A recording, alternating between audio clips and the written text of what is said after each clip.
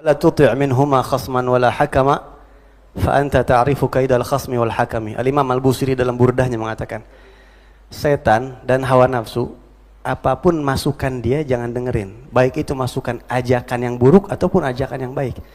Jadi antum perlu tahu bahwa hawa nafsu dan syaitan itu kadang-kadang menggoda kita untuk melakukan sesuatu yang kesannya baik, padahal tujuan dia buruk.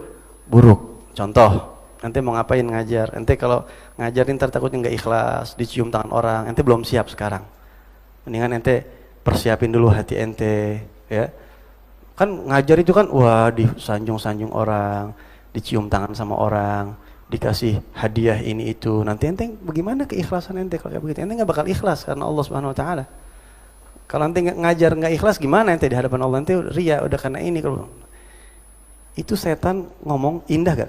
Luar biasa, hikmah syaitaniyah itu, ya, itu hikam syaitaniyah itu.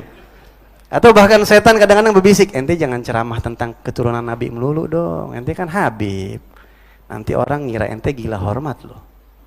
Jangan begitu, jaga harga diri ente, biar orang lain yang ceramah. Cakep gitu, cakep kan? Setan ngasih masukan, itu namanya hakama, dia ngasih hikmah, ngasih nasihat dia sama kita.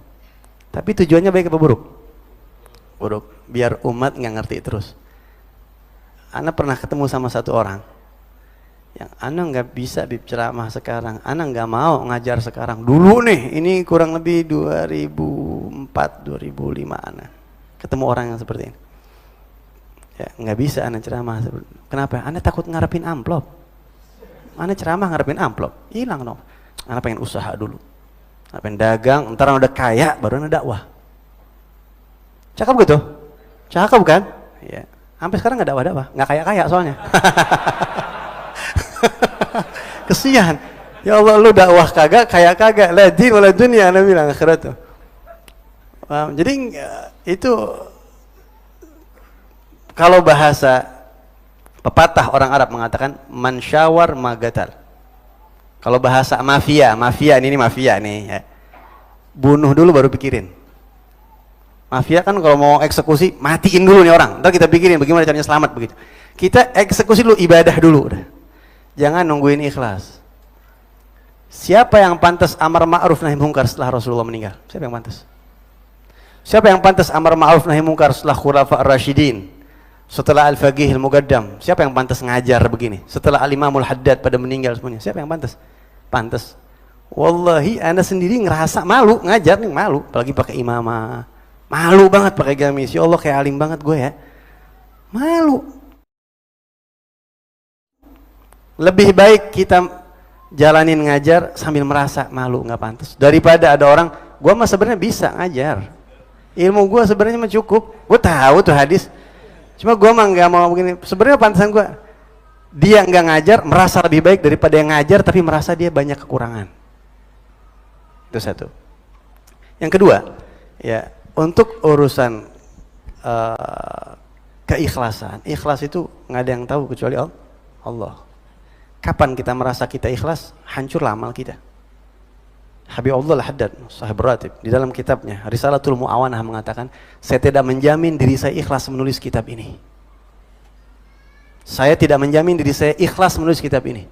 Bahkan di akhir kitab beliau Nasihat Diniyah, ya Allah maafkan saya kalau dalam selama penulisan ada rasa ingin dipuji orang, terselip rasa bangga, maafin saya atas kekurangan.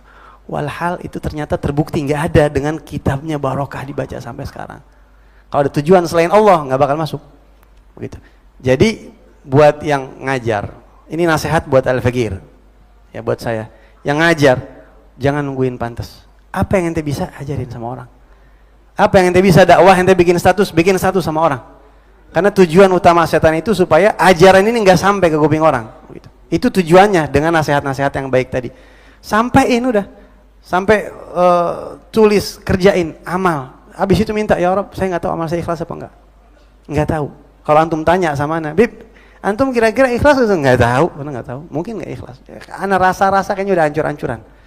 Apalagi kalau udah dipuji orang, apalagi kelihatan orang. Imam Sufyan Ats-Tsauri mengatakan, ibadah ana yang kelihatan orang, ana nggak reken. Udah ana putus asa sama ibadah ana yang dilihat orang, putus asa ana. Ana anggap udah nggak bakal ada pahalanya, itu udah kelihatan orang, mungkin ana udah ujub kali itu, ana nggak berasa.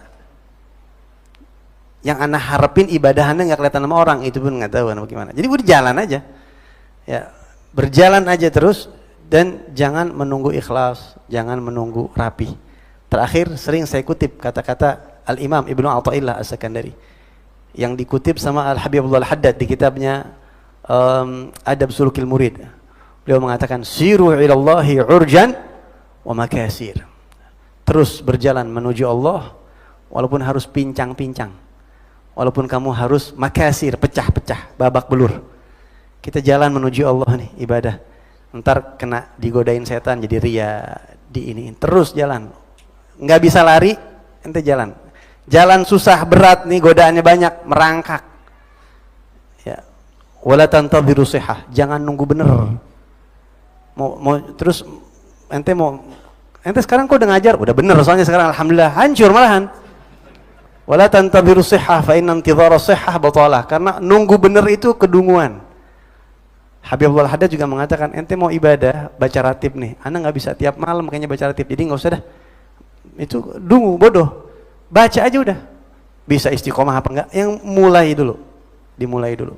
Jadi yang suka posting, suka bikin status, suka apapun, itu buat yang konteksnya teknologi ya. Kalau yang bisa nulis, tulis, yang bisa ceramah, udah sampaikan. Habis itu kita bilang, ya Rabb, maafin saya kalau saya banyak kekurangan, dan saya sadar saya banyak kekurangan. Ya Rabbana atarafna bi annana aqtarafna. Ya Allah, kami mengaku banyak dosa. Bi annana asrafna ala ladha asrafna. Kita ini terlalu boros, banyak dosa, dan mungkin kita ini kayaknya udah di jurang neraka kayaknya. Fatub alaina tauba taghsilu kulla hauba. Kita suka riak sama orang. Udah ngaku aja sama Allah. Makanya tadi tuh tiap malam atau di waktu-waktu tertentu sama Allah ngaku jelek-jelekin diri kita, terus ibadah, udah ajak orang dakwah apa. Anak kalau dibilang pantas, nggak pantas.